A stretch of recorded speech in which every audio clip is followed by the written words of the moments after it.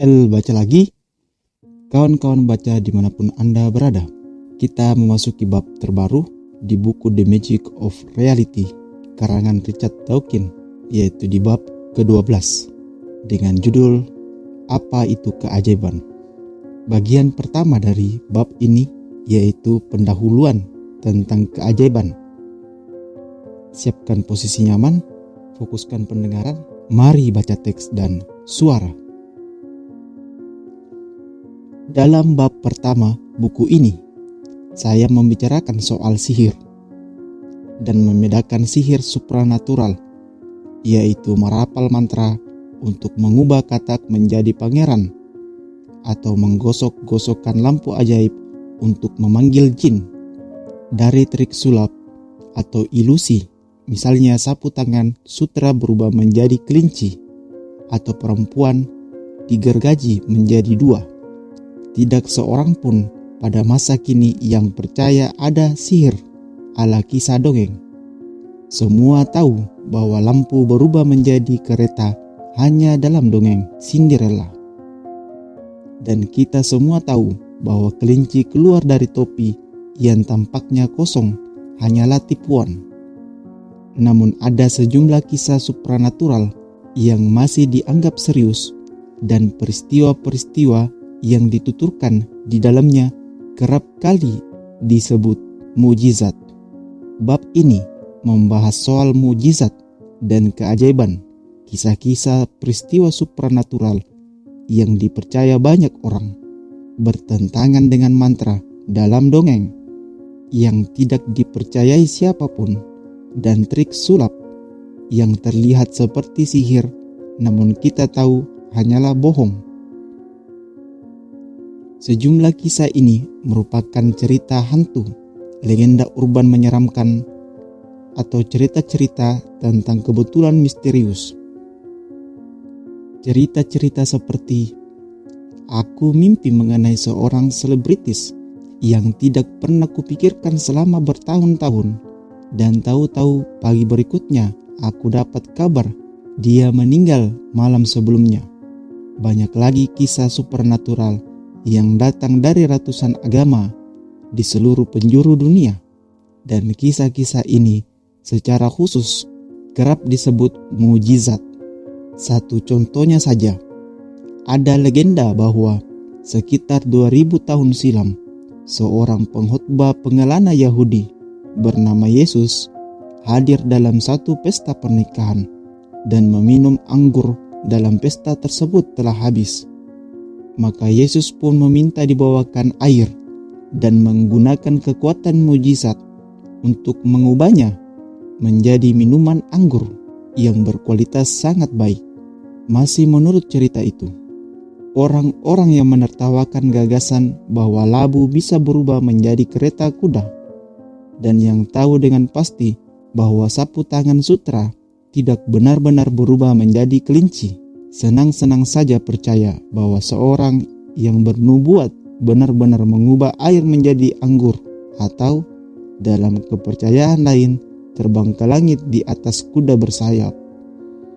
Subbab rumor, kebetulan, dan kisah-kisah yang dilebih-lebihkan.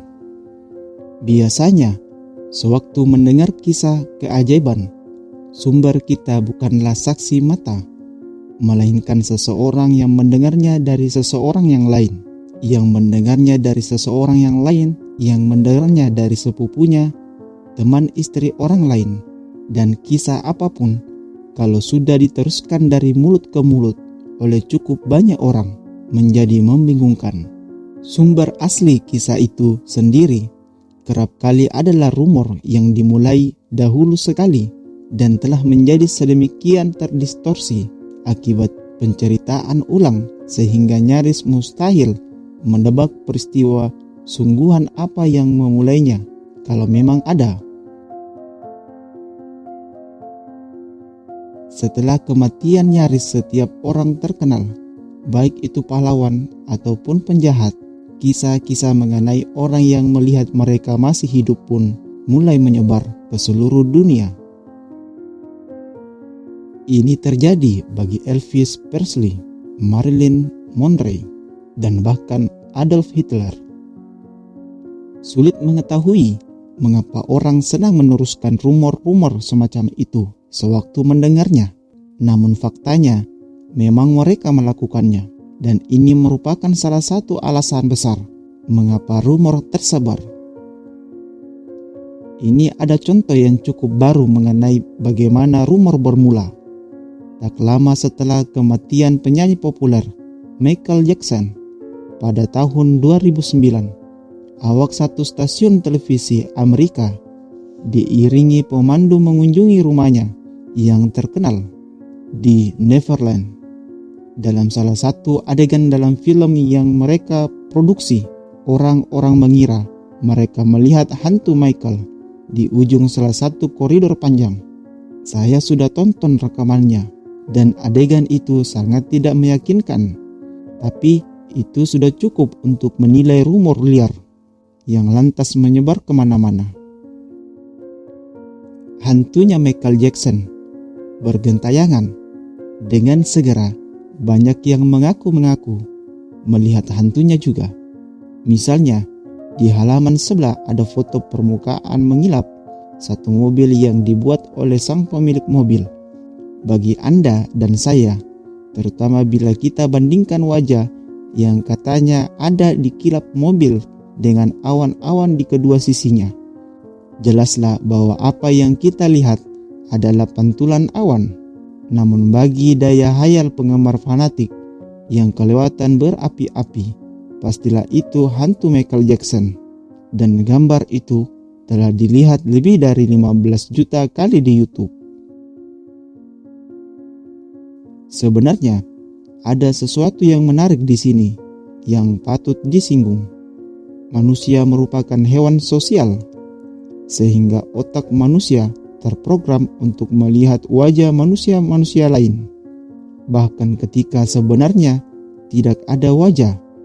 Inilah mengapa orang seringkali membayangkan mereka melihat wajah di pola-pola acak yang terbentuk di awan atau irisan roti atau bercak-bercak basah di dinding.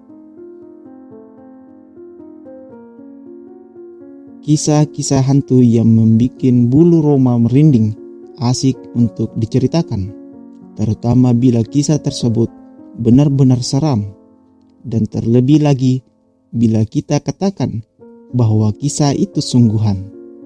Sewaktu saya berusia 8 tahun, keluarga saya untuk waktu singkat tinggal di rumah yang disebut Cook Cox yang berusia sekitar 400 tahun dengan kasau-kasau hitam bengkok di zaman Tudor.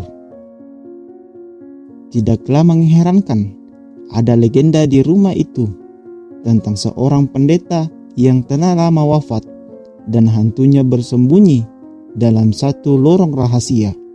Ada kisah bahwa kita bisa mendengar suara langkah kakinya di tangga, namun dengan tambahan bahwa kita bisa mendengar bunyinya kelebihan satu langkah, yang dengan menyeramkan dijelaskan oleh fakta bahwa konon tangga itu memiliki satu anak tangga lagi banyak pada abad ke-16.